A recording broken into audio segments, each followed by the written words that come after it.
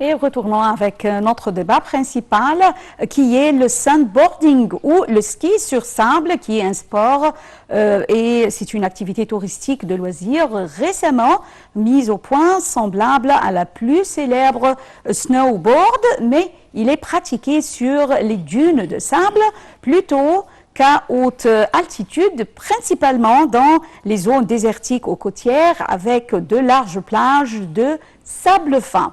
Et nous avons le plaisir d'avoir avec nous en ligne actuellement M. Simon Sayer, expert en tourisme, qui va nous jeter la lumière sur ce sport. Bonjour M. Simon Sayer.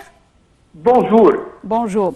Tout d'abord, quelle est l'importance de ce genre de sport? On peut dire c'est nouveau. Alors, quelle est l'importance de ce genre et qui s'ajoute actuellement à la station balnéaire la plus célèbre en Égypte, Sharm el-Sheikh? Alors, en premier, il faut savoir que ça, c'est un nouveau sport pour l'Égypte qui existe depuis un moment, mais nouveau de point de vue publicité à l'échelle internationale pour amener le tourisme de nouveau, pour y être dans les mêmes villes avec une activité différente de la précédente.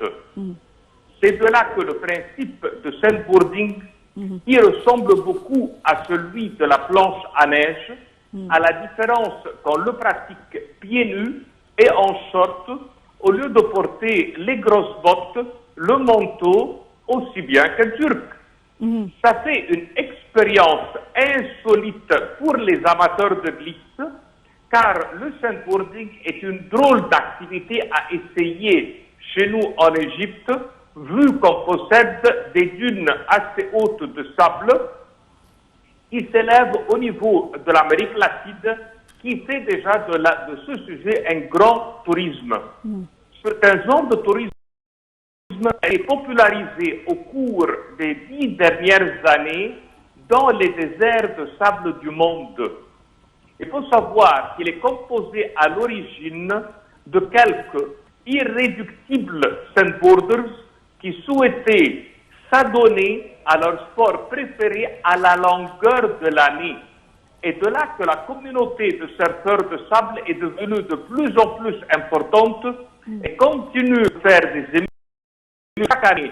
Des épreuves mondiales ont ainsi lieu dans le monde entier avec des champions de vitesse, des sauts et des figures acrobatiques sur le sable. Les endroits que nous on pratique en Égypte, ce sont des endroits impressionnants du genre qu'on trouve splendides et qu'on peut déclarer comme parc national et des territoires protégés avec des dunes impressionnantes que la nature a façonnées au fil des millénaires avec l'accumulation des sédiments, avec des plaines arides qui rencontrent autour de laquelle, au Sinaï, les montagnes rocheuses. Ce qui crée dans ces zones un résultat de décors de sable digne des plus belles dunes du Sahara qui se découpent sur les massifs enneigés avec le bleu du ciel. Je peux vous confirmer que c'est un lieu de rêve pour tester avec un short, avec un maillot, avec des compétences en surf de sable et qui sont similaires à la planche de neige et même beaucoup meilleures. On trouve de cela, de ces planches terrestres, des merveilles réalisées en Égypte que sur le territoire égyptien, on a pu faire des géantes, des grandes mers de sable comme celle de Siwa, comme celle à Sharm el-Sheikh, faire des voyages en 4x4 pour y arriver dans ces zones, pour y atteindre des lieux à 140 mètres d'auteur, admirer un paysage désertique pendant la glisse, une expérience qui n'a pas d'équivalent même à l'océan Pacifique. Nous, on a des formules pour ce sujet en Égypte qui sont de très grandes réussites avec des disciplines comme le big air, comme la vitesse, comme le freestyle.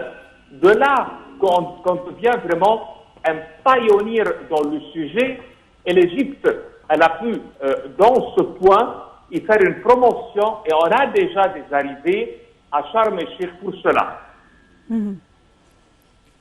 Alors, si on parle d'un ski sur sable, ce sport de glisse qui est pratiqué avec les patins longs et étroits sont identiques à celles de ski de neige. Il faut savoir que ce type, à la pratique de notre désert Sahara, il est en croissance permanente et il est très fréquent aujourd'hui qu'on reçoit des groupes du monde entier pour cette pratique.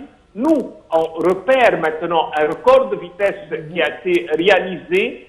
On trouve qu'on réalise avec lequel des tours de quad, le mont Sinaï et le monastère Sainte-Catherine ont créé de cela un phénomène qui s'accomplit avec d'autres activités dans la zone, comme par exemple le parachute qu'on appelle le parachute ascensionnel, comme les promenades dans le désert avec des dîners, comme les promenades nationales dans le parc de Nabat, comme les balades à dos de chameau. Aussi bien qu'on a dans ces lieux beaucoup d'expériences avec ce qu'on appelle boogie de sable, aussi bien que, ce qui n'est pas dit mais pratiqué, l'observation des oiseaux avec les expériences en quad à Sharm el-Sheikh, aussi bien qu'on a pu réaliser là-bas les bains turcs, les spas et l'Égypte. Elle a inauguré à Sharm el-Sheikh un beau musée avec plus que 5200 pièces et on fait des promenades tout autour pour y assister à des couchers du soleil, à des dîners bédouins. Et il faut savoir que l'Égypte a fait le grand plus. C'est qu'on a aujourd'hui une équipe qui a fait comme un syndicat pour en réaliser en Égypte des sondes sur les dunes de sable et qui se réalisent aussi bien au Caire, à Kassameya. C'est-à-dire que ça devient un sport intérieur et un sport d'invitation pour ajouter à la formule touristique égyptienne un plus, et ce plus va nous apporter encore de la clientèle dans une ville de Sharm, c'est la ville de Sharm el-Sheikh, qui a reçu aujourd'hui un grand retour du tourisme. On est presque à une occupation qui est à 100%, vu la bonne réputation qu'on a pu faire pour être contre le grand sujet du Covid-19. Bon, Monsieur Simon Saher, dites-nous, à part Sharm el-Sheikh, quelles sont les autres zones qui pratiquent cette activité de sandboarding en Égypte? On a une zone à Sharm el-Sheikh très très belle et qui s'appelle Vallée, à côté d'une autre vallée qui s'appelle Vallée El Khouroum, à 6 km de laquelle on a une qui s'appelle El Hat. Alors, cette vallée se caractérise que dans les années 50, elle a reçu un cadeau que jusqu'aujourd'hui, on n'a pas y profité, c'est le cinéma en plein air pour en profiter des étoiles du soleil, du ciel, avec un cinéma. C'est un cinéma abandonné dans la même zone de la vallée El Hat où on pratique cela. Là-bas, on a un auditorium en pleine profondeur du désert du Sinaï. Il a été réalisé dans les années 50. Après cela, il a été abandonné, mais je pense qu'il est de retour, car les photos qui ont été prises par M. Kopokikas ont été placées dans les grandes revues et médias françaises et européennes. Ce photographe nous a fait une très belle récompense par une publicité gratuite, et il faut savoir que c'est un Français qui était à l'initiative de cela dans le temps. Il est assez inconnu, mais le résultat est merveilleux. Les équipements étaient présents avec générateur électrique et tout cela, et c'est un cinéma qui peut recevoir 300 à 400 personnes. Alors imaginez-vous qu'on peut faire aujourd'hui dans ces dunes de sable, ces belles glissades, et le soir on peut assister à un dîner avec les Bédouins, et on a un cinéma en plein air qui était installé et qui peut être de retour. Vraiment, la zone de Sharm el-Sheikh, entre Sharm, Sainte-Catherine, Dahab et les réserves naturelles, c'est un bijou, un trésor qu'on est en train d'exploiter avec des grandes normes de protection pour l'environnement. Alors aujourd'hui, pour ce cinéma qui a été nommé cinéma de la fin du monde, dans une zone de Sharm el-Sheikh qui inclut Ne'ama Bay, Shark Bay, Hadaba, Sharm el-Maya. Alors le tourisme là-bas il est très bien exploité et la mer Rouge, avec ses montagnes, une station balnéaire sur une quinzaine de kilomètres qui rapporte à l'Égypte des centaines de milliers d'emplois et qui rapporte au monde entier la joie d'y être au bord de la mer 12 mois dans l'année. Monsieur Simon Sayer, vous avez mentionné que celui qui pratique ce sport a besoin, on peut dire, simplement d'un maillot ou d'un short. Alors, quels sont les outils qu'il doit avoir pour jouer ce sport, pour pratiquer ce sport? Alors, c'est une planche vraiment qui se compare très très fort à celle du surf à l'océan. Quand on surfe sur l'océan, sur le vague, elle est similaire et elle glisse très très bien sur le sable. Et cette planche, il y a 3-4 modèles de cela, mais vraiment, il y en a une qui est très célèbre, ce qu'on appelle juste un sandboard ou ski sur sable, rien que cela. Et ils mettent un peu de sorte de cire dessous, comme la cire des bougies, pour qu'elle glisse très très vite. Et c'est tout. Et après cela, vous n'avez qu'à se servir. Et les frais sont très, très minimum, avec 12 mois de l'année à l'usage, avec le soleil. C'est merveilleux. Alors, on n'a pas besoin de grands équipements, juste cette planche en bois. Alors, de là que la pratique, elle est facile à tout touriste qui n'est pas déjà un skieur. C'est de là que vient la beauté. La famille, quand elle se compose, père, mère et quelques enfants qui veulent y faire cela, ils peuvent le faire. Et puis, quand on parle de 140 mètres remonter avec un buggy, c'est merveilleux. Ce n'est pas comme facile à pratiquer. Donc, vraiment, les frais sont élevés et très longs. Oui. Nous vous remercions infiniment, Monsieur Simon Sayer, guide touristique, pour ces explications.